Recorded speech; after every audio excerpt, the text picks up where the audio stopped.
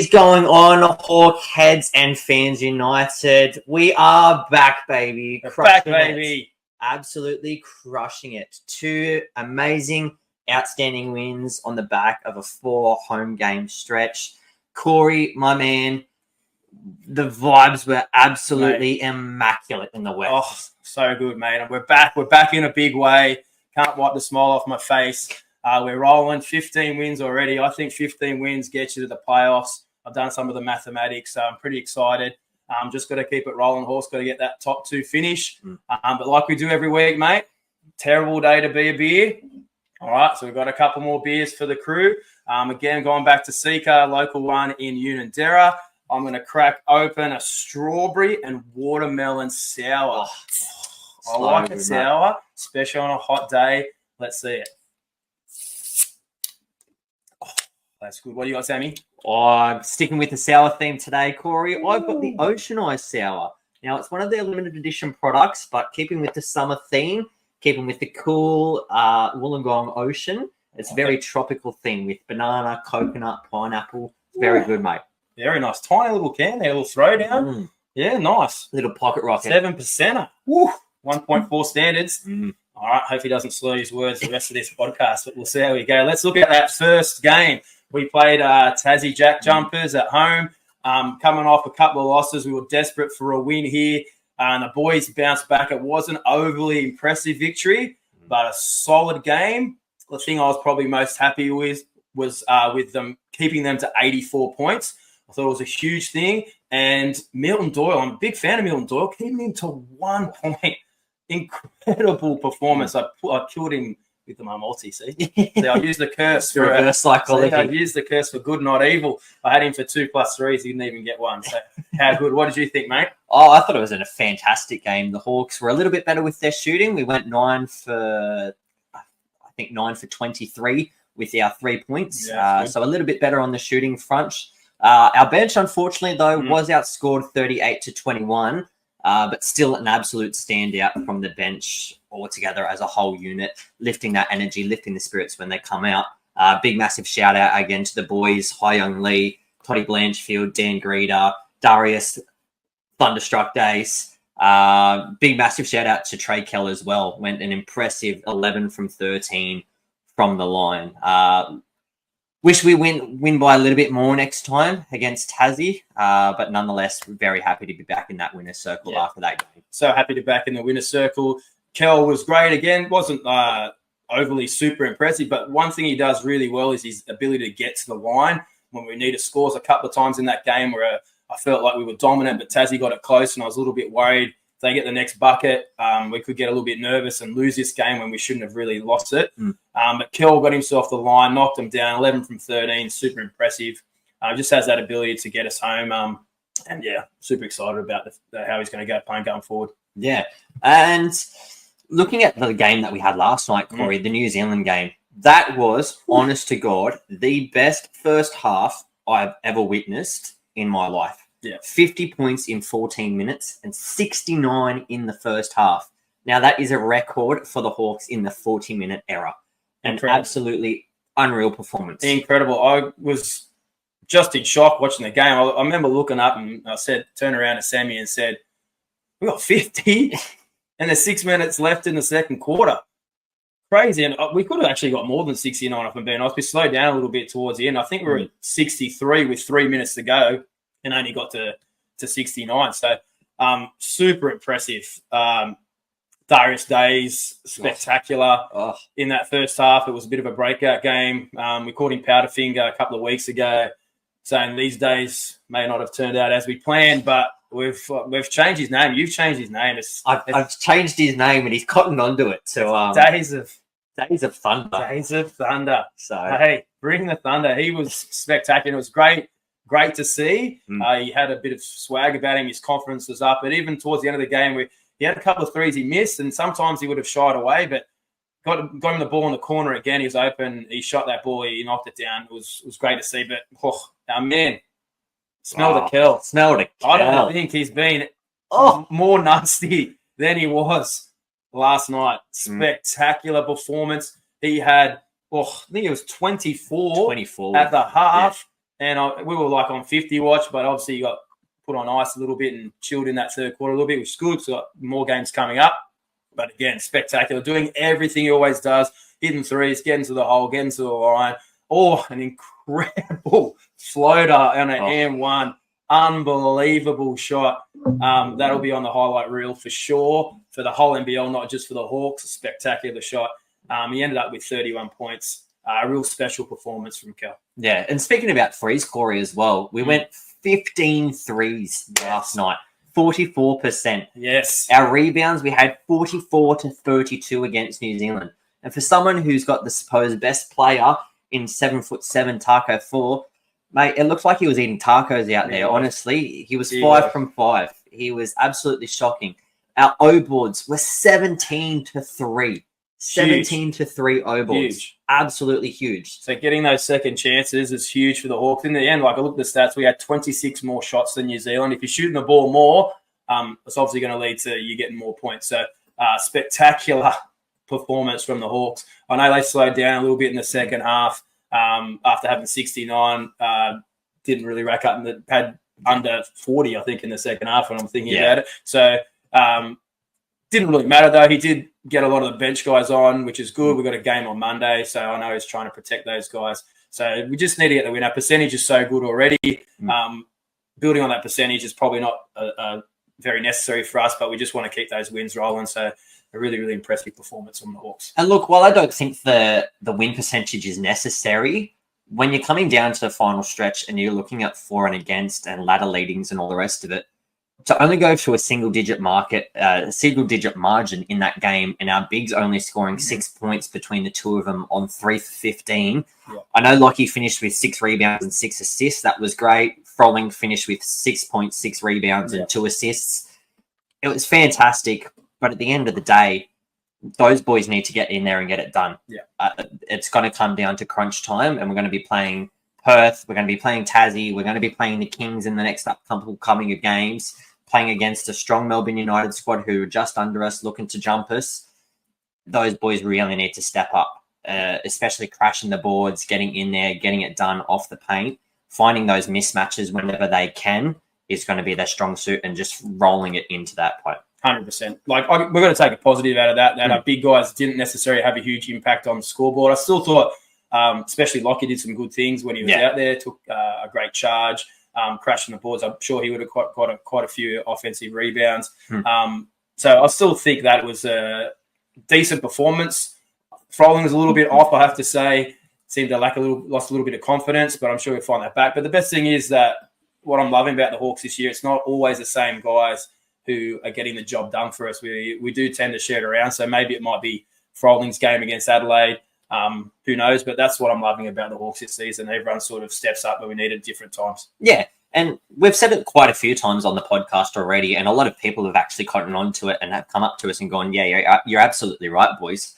But the depth, it comes down to those front office, and it comes down to JT speaking to his assistant coaches, speaking to the front office, and really getting it in there and getting it done when it came to the off season, and finding guys that, as you said, it might not necessarily be their night on one night, but then they'll bounce back straight away and cover someone else. It's that next man up mentality that the Illawarra is famous for. We've seen it with the football clubs around here. We've seen it with the Hawks plenty of times before, especially in that one injury-ridden season. That was just that next person up mentality.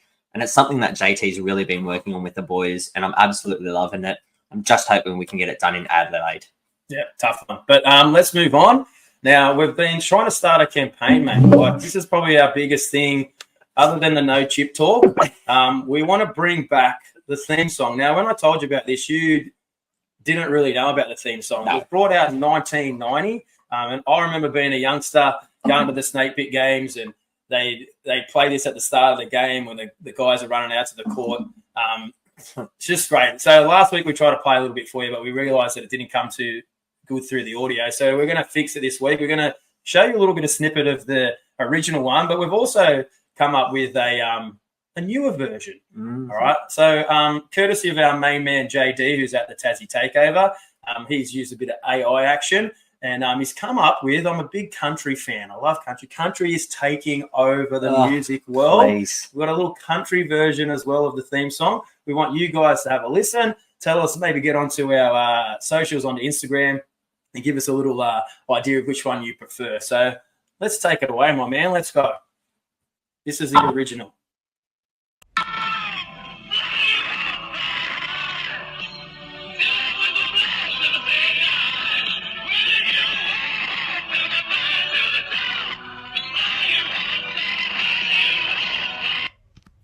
So that's the original. Now we're going to bring you a bit of country love. All right, so listen. I love this. I'm just praying that you guys love it too. Let's go.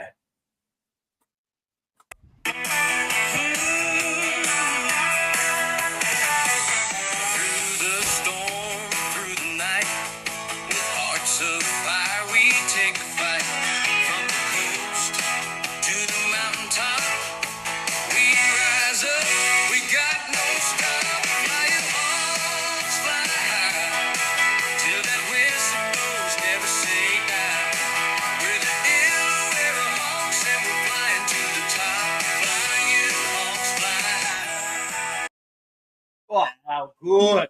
So good.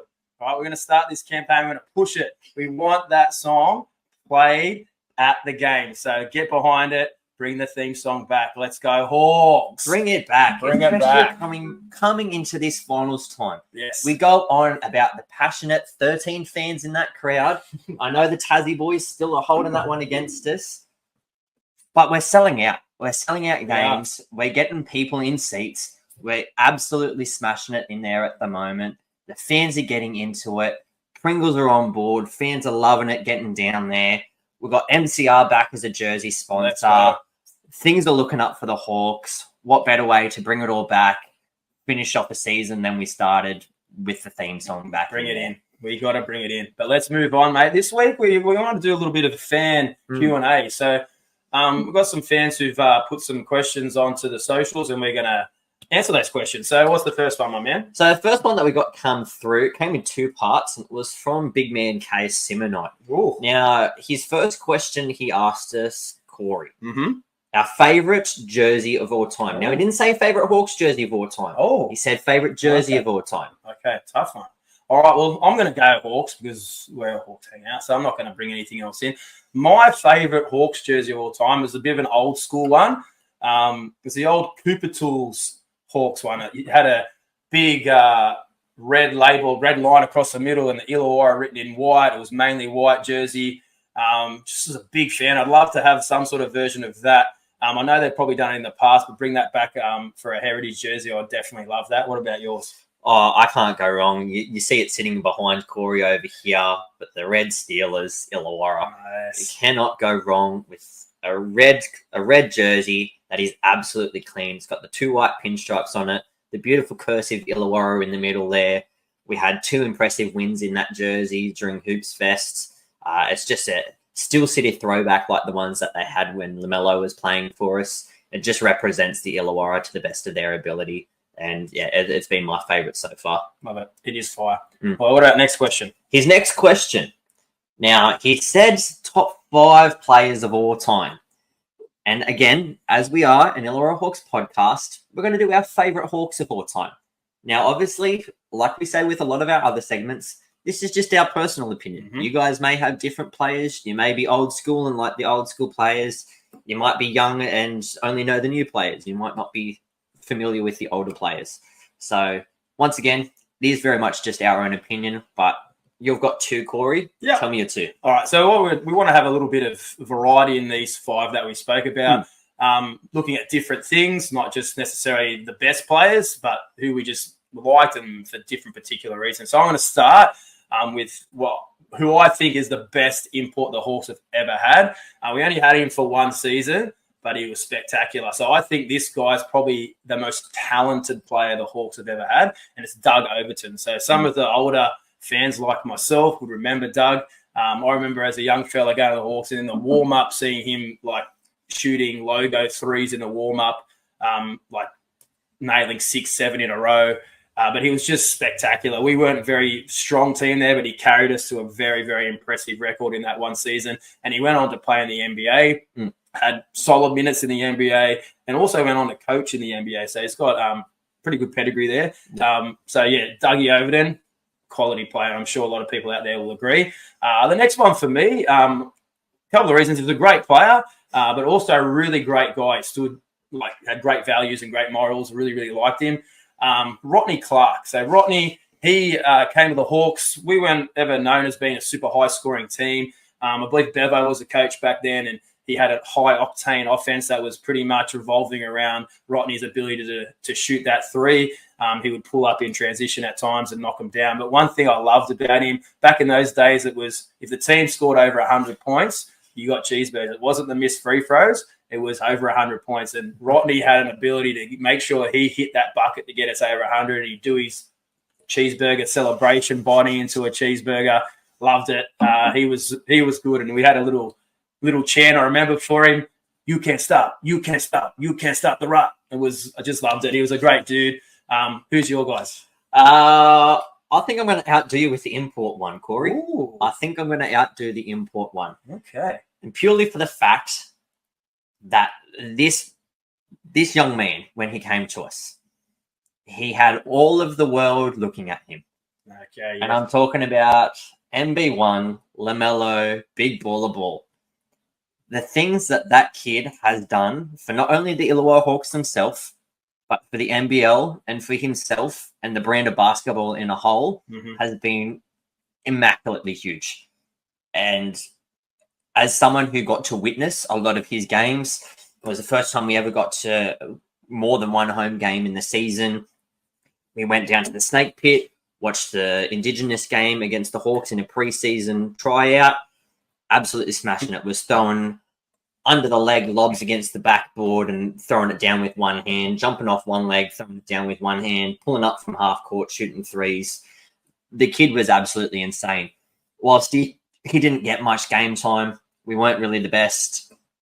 He ended up having that ankle injury after he came off those two triple doubles.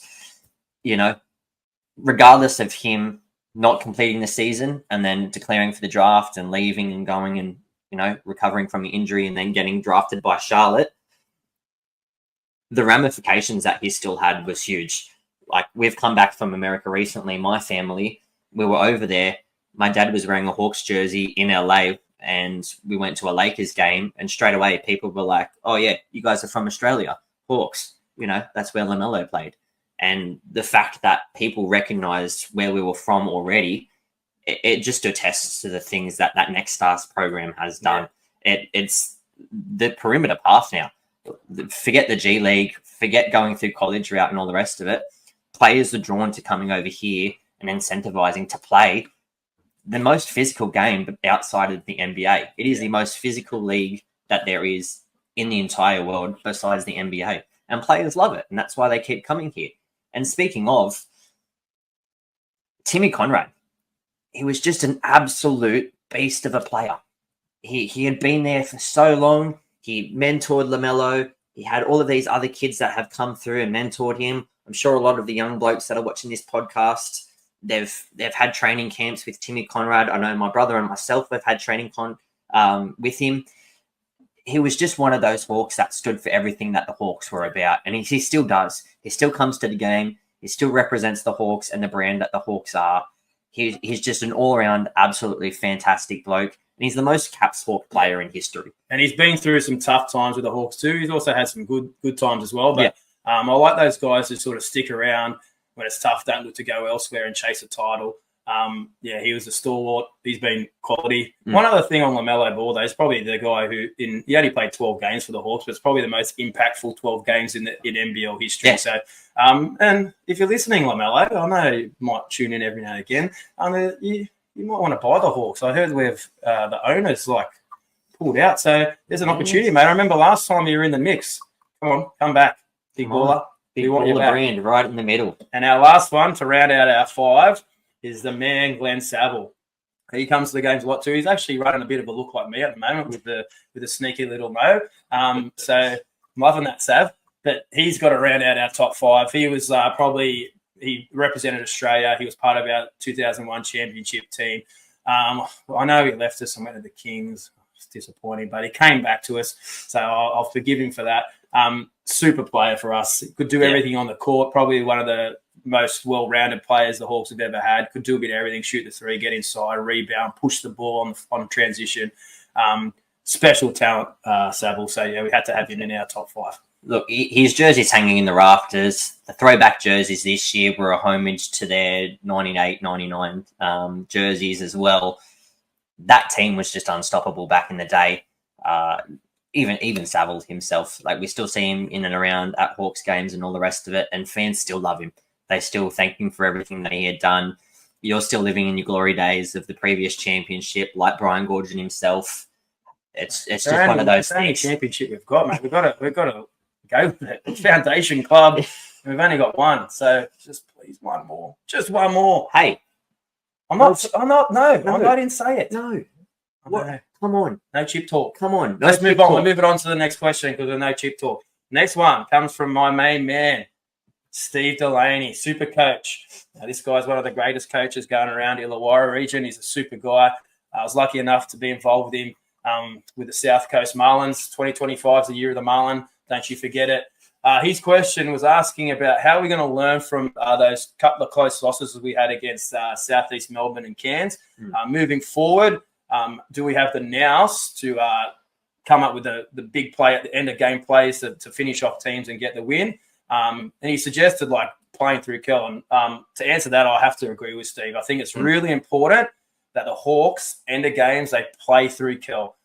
One thing I don't want him to do, though, is I don't want Kel over dribbling. I don't want him dribbling for 15, 16 seconds of the shot clock and then trying to create. There's a lot of great on-ball defenders in the NBL. I'd rather see him come off and get the ball off the screen with the 8 seconds to go, either catch and shoot or attack the rim, try to draw those fouls.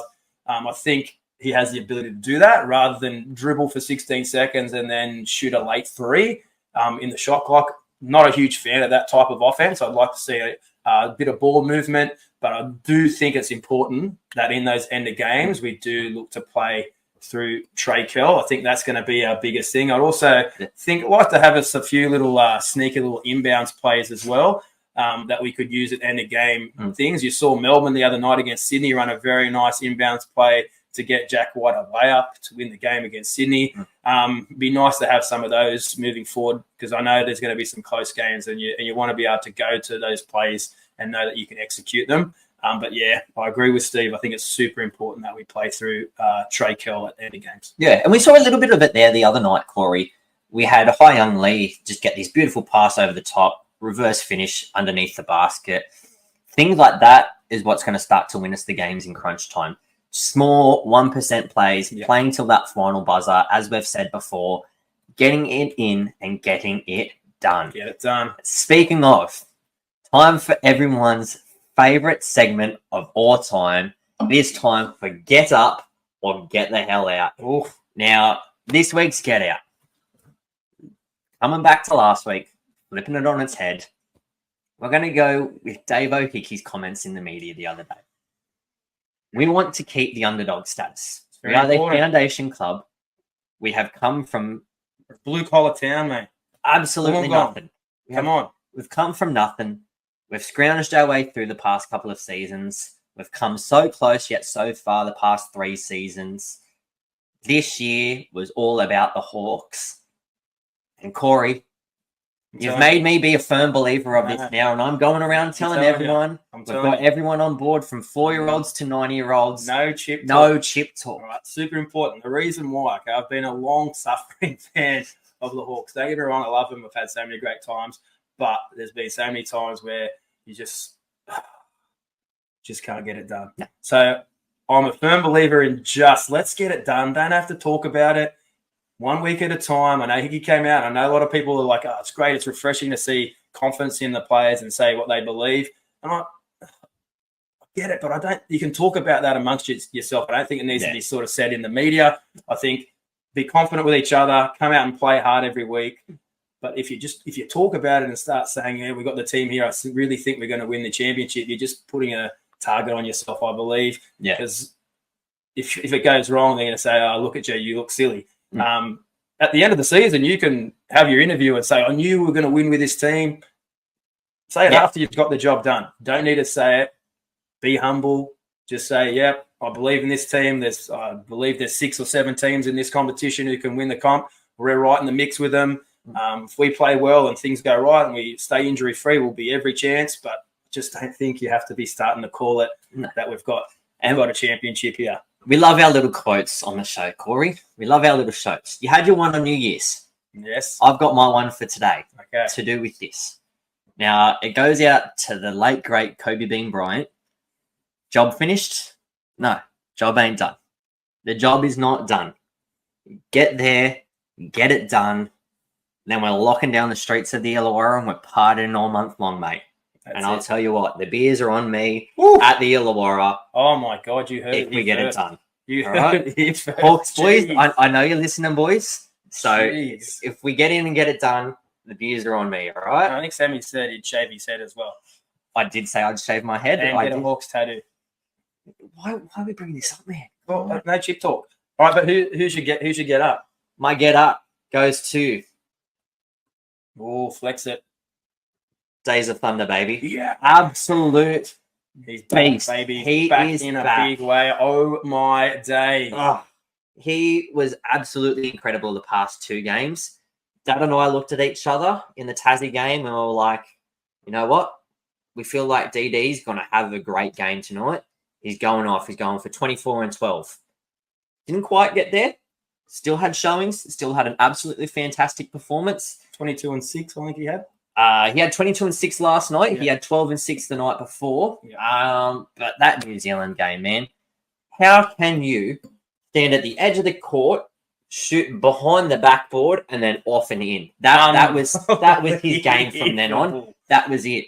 He then catch and shoot in front of our bench, turned around, did a little shimmy, came down the other end after missing a few threes, caught it in the corner, bang, straight in. Nothing but net. Turned around to the New Zealand bench and just swaggered himself off. He was an absolute beast on and off the court. We had a member signing last night.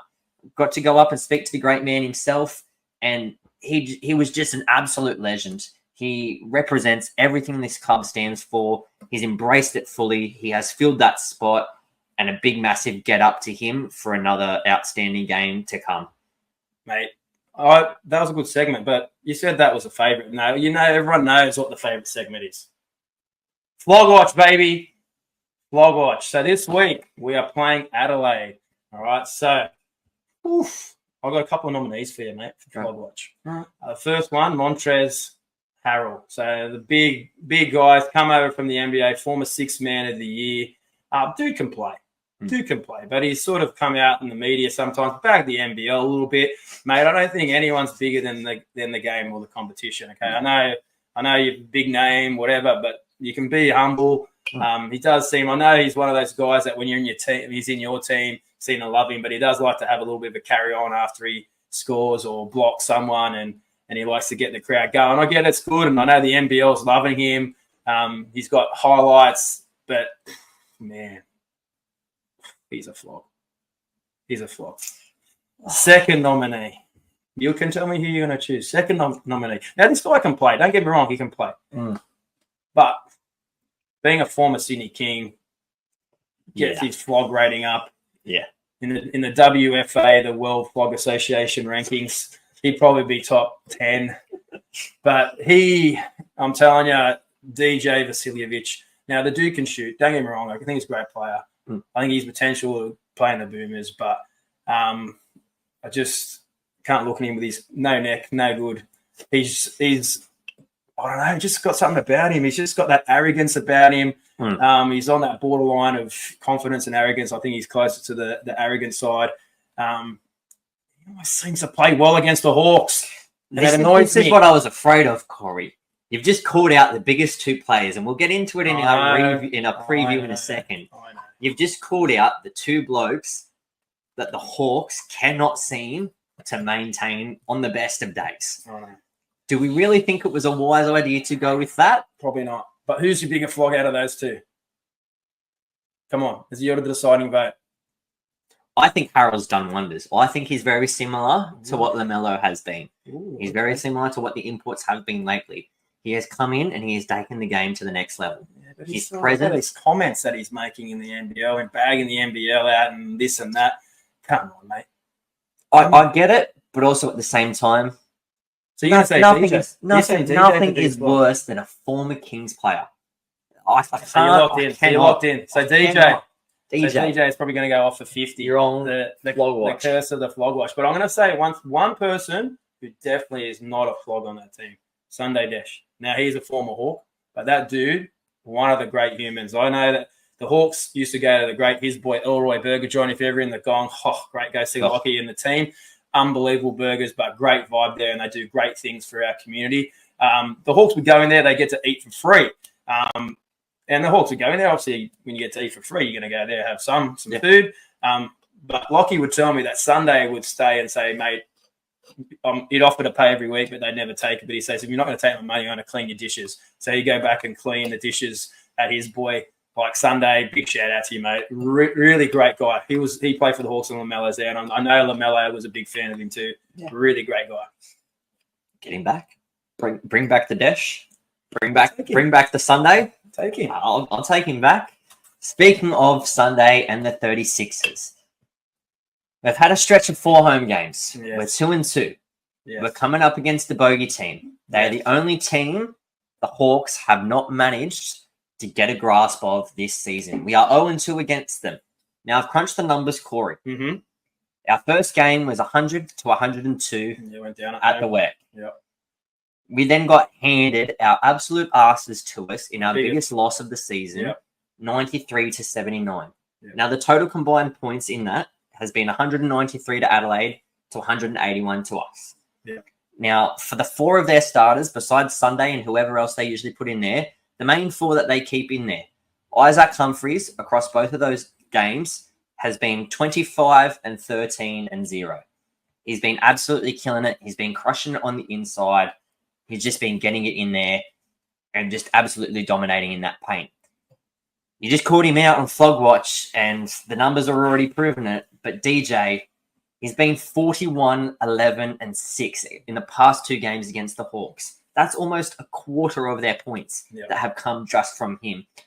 We didn't mention him, and it's the young man KD. Yeah, Kendrick. 48, 10, and 14.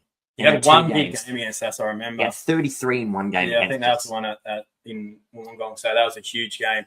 And then your man, Montrez, you love him. Montrez, 42, 17, and 4. Yeah. Now, Adelaide aren't really known for their assists.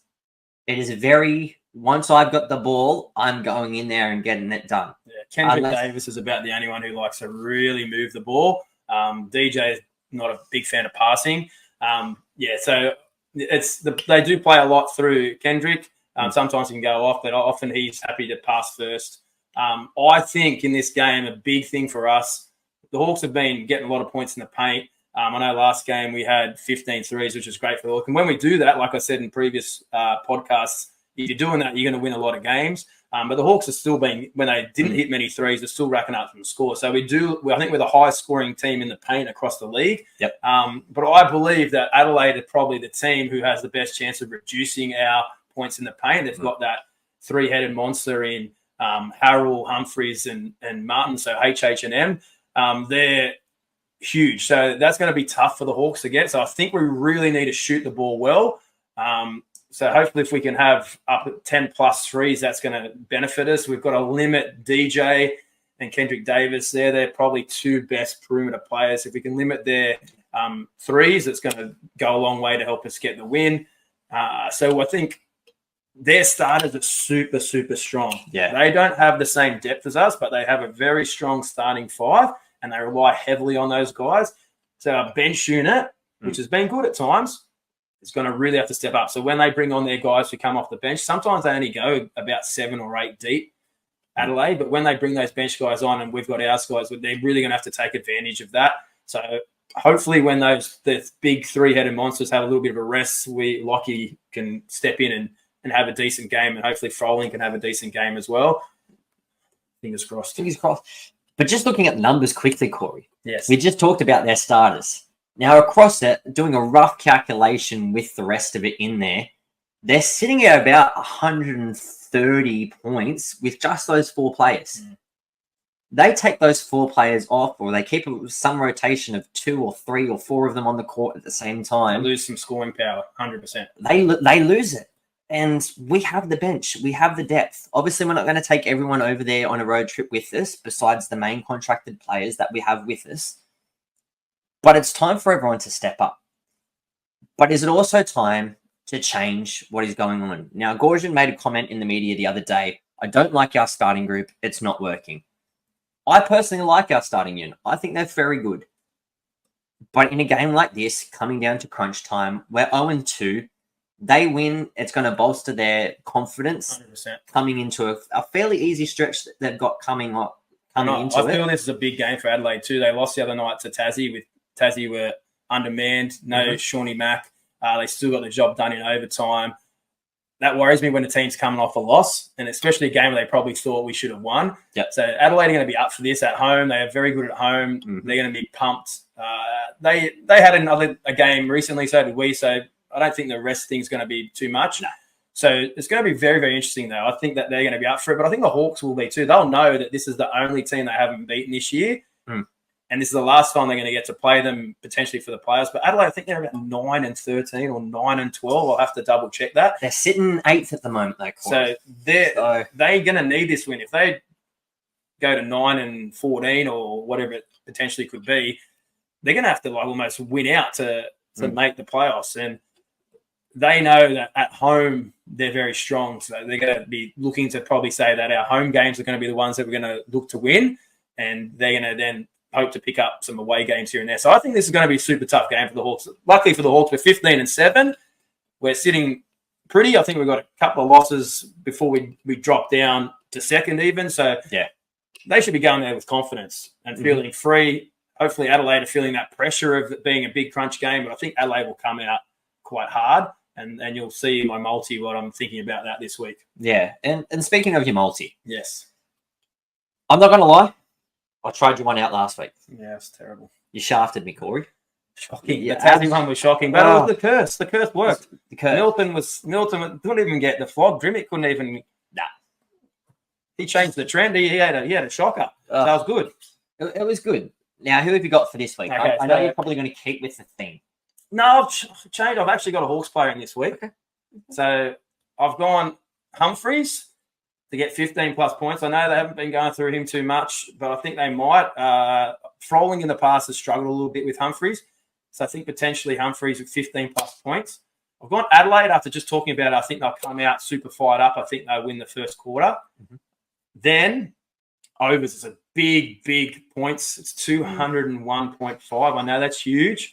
Both these teams are high-octane offenses, so I'm still going over. I know it might sound crazy, but I'm going over. And the final one is Kel, 15-plus, playing against his former club. He's had a couple of good games against them already this season. I don't usually like, I probably put the kiss of death on him, but I'm going Kel, 15-plus. And that multi's up to about $8.75. Remember, gamble responsibly. Good luck. Unfortunately, that is all we have time for today. Thanks for coming on and tuning in to us like always. We've had some amazing feedback from all of you, from games, from people reaching out in the DMs to us personally and through people as well. Now, we've got an exciting thing coming up. I've been fortunate enough to secure courtside tickets to the Tassie game in Tassie on the 30th. So if you want some behind-the-scenes actions, some courtside snippets, some little player features and all the rest of it, definitely hit us up. Let us know what you want to see. And as always, like, follow, share, keep it going out there. We're on Instagram, we're on Facebook, we're on YouTube. Find us at the Hawks Hangout and find our big brothers who we're very fortunate enough to be doing this through the Basketball Fix. You can find them on Twitter, find them on Facebook, Instagram at the Basketball Fix. As always, thanks for listening. Thanks for watching. Go the Hawks. Go the Hawks. Bring back the theme song.